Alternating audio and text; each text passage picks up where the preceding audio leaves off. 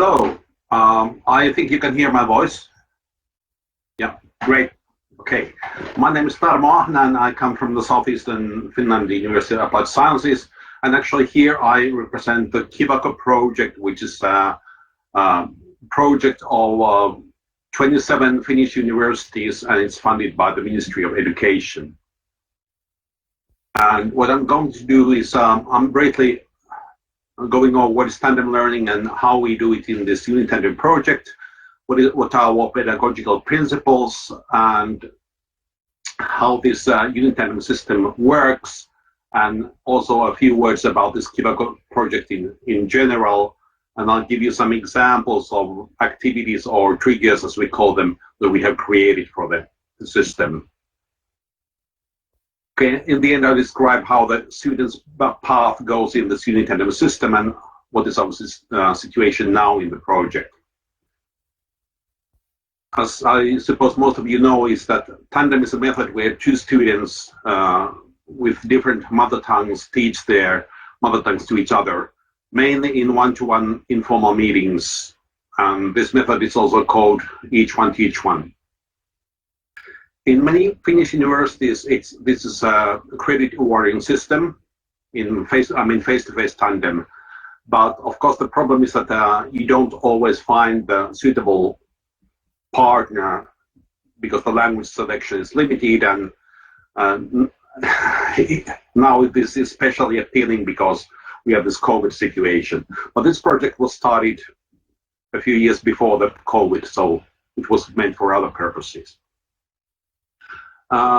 This project framework is large. This is, as I said, funded by the Finnish Ministry of Education, and the main point of the project is to provide shared online language courses in less often studied languages in Finland. So, in principle, only Finnish, English, and Swedish were excluded. In practice, this ended up in creating courses in those languages that you can see on the slide. I think it's 11 different languages. So we provide a shared system of online courses. We make material of them in cooperation of over 90 language teachers on different universities. And this UniTandem system is part of that, a bit different branch of this shared language courses. We are lucky that we have a shared learning platform of all the Finnish universities, DigiCampus, where we can share the learning materials. And then we have made this UniTandem application for partner search. This is we originally called it Tander. It was like Tandem and Tinder, but not to give the wrong signal, we changed the name into UniTandem application. So what happens if the students want to study in UniTandem? He goes to this application and makes a profile and states what's her or his native language, what language he or she would like to study, and then if he or she is lucky, he will find a partner. Together with partner, they will go to this learning platform where they can find instructions, activities, and they will submit portfolios there. When they first come to this learning platform, they see this general instructions, getting started agreement, and then some other links to different resources they can use. And then they see these folders of different activities, or triggers as we call them. They must choose at which level they are in their target language, and then when they open the folder, they will see a list of different topics that they can choose.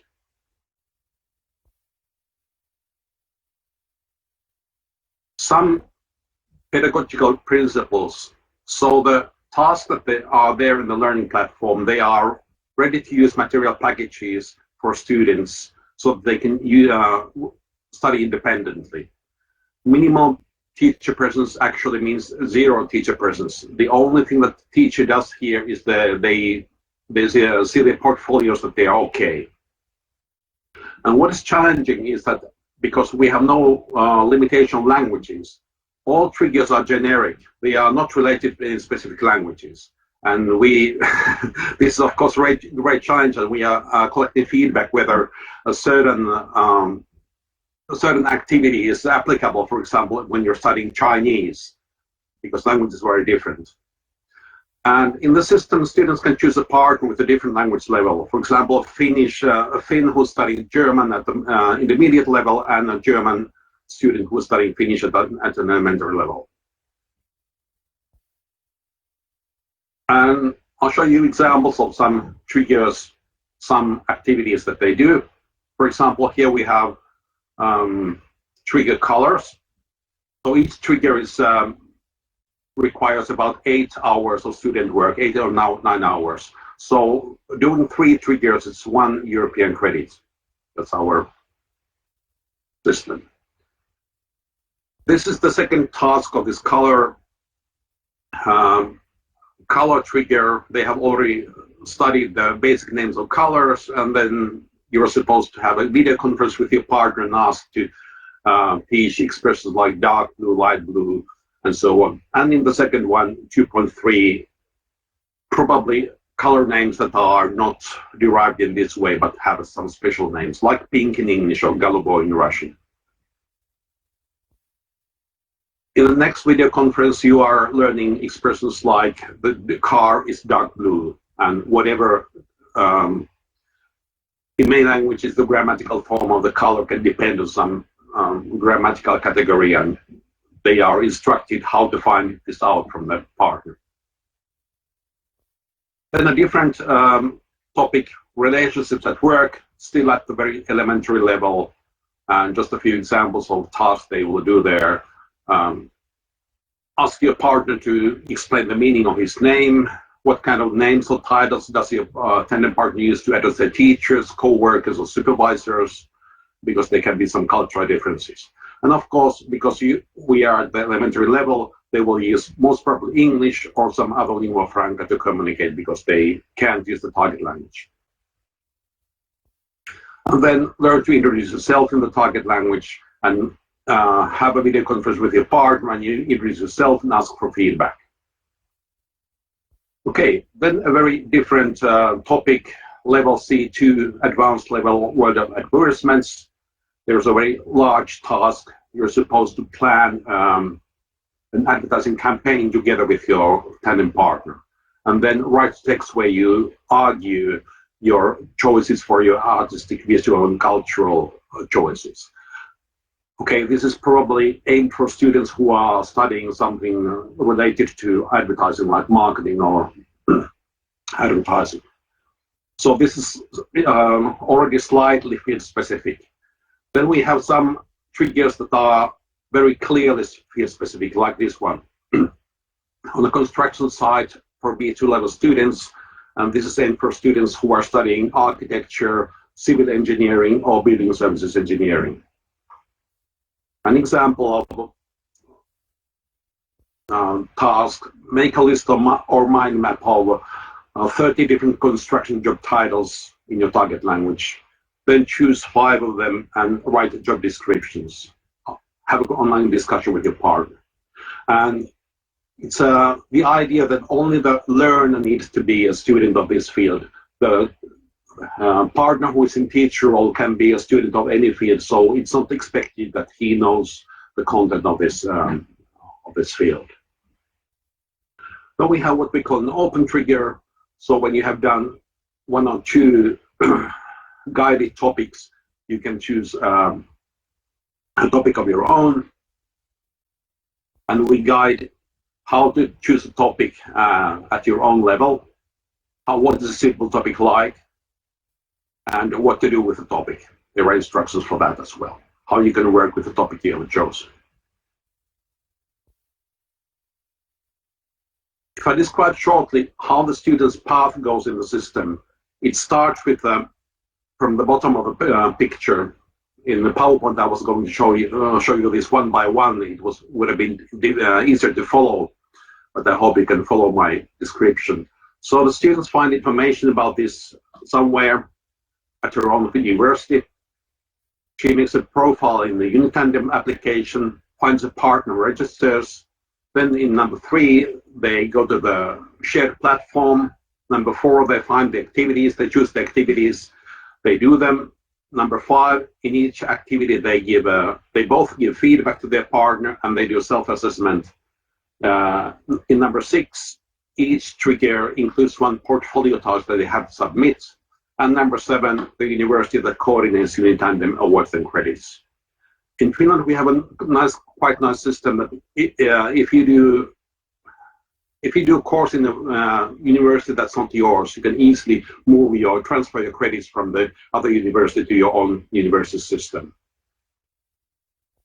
So that's something that we had ready. We didn't have to invent that. Our situation now, this project will end next summer. We have been piloting the UniTandem system for twice. We do it one more time in spring. All the time we have been collecting feedback from students on the usability of triggers, how they work in different languages, also suggestions from of new topics, like this colors was a topic that the students suggested themselves. And we are producing more activity triggers all the time. And we are planning to start permanent cooperation next autumn along with the other cooperation. So it's our purpose that we would start to provide these online language courses that we have created, so that it doesn't matter in which university you study in Finland, you can study Korean or Japanese at an elementary level or Russian at an intermediate level. Okay, and this is our work group. This is the gang who has created the whole system. Thank you very much. I'll be happy to answer any questions. Thank you very much. Very interesting. Luisa has a question. Yes, Luisa, the floor is yours. Thank you very much for that, Tadmo. I'm from the University of Pisa, and we ran face-to-face tandem courses for many years back in the year 2000, 2001, 2002. So I'm really interested in now moving online. And so my question to you is, can any student from the University of Pisa join this project for free? Is it open access? Yeah. It's open to all students of all partner universities in the pilot phase, and after that it will be open for all students of all Finnish universities. Okay, so but does that mean that students from European universities can access the platform? Yeah. Is it already open, Cardinal? Sorry? Is it already open? Is the platform already open? The platform is already open. This DigiCampus platform is not only for this course. It's a shared platform of all Finnish universities, and there are dozens or hundreds of courses there. But the UniTandem is also there. Yeah. Okay, so I can recommend, as of tomorrow, I can recommend this platform to my colleagues and my students. Is that correct? Oh, sorry. So this is open only to Finnish students? Finnish students, yeah. Okay. Students of Finnish universities. Sorry.